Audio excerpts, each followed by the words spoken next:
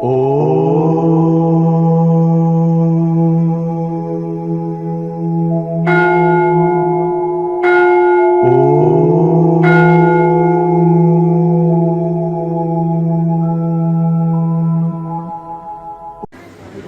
కదా అట్లా కనుక ఆ క్రియ ఒకటే సత్యము, ఆ ఒకటిని పట్టుకోండి, అదే భగవంతుడు, అదే క్రియ. దాన్ని పట్టుకుంటే జీవితం ధన్యమవుతుంది. ఆరోగ్య ప్రాబ్లమ్స్ ఉన్నాయి, క్రియ చేయండి. అర్థమైందా?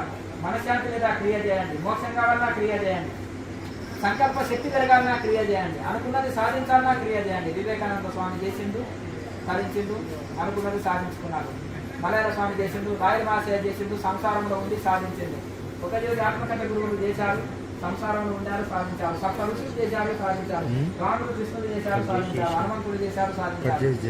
ఋషులు చేశారు, సాధించారు. ఆ క్రియని అటువంటి క్రియ చేయకుండా ఉపనిషత్తుల్లో ఉంది క్రియ, భగవద్గీతలో ఉంది క్రియ, ఉపనిషత్తుల్లో ఉంది క్రియ.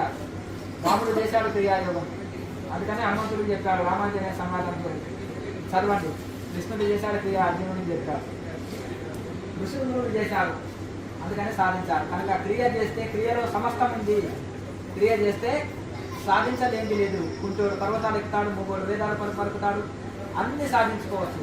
ఆ క్రియ ఒకటి పట్టుకోండి. ఆ క్రియలో తపస్సు ఉంది, స్వాధ్యాయం ఉంది, ఈశ్వర పరిధానం ఉంది, జ్ఞానయోగం ఉంది, భక్తి యోగం ఉంది, ధ్యాన యోగం ఉంది.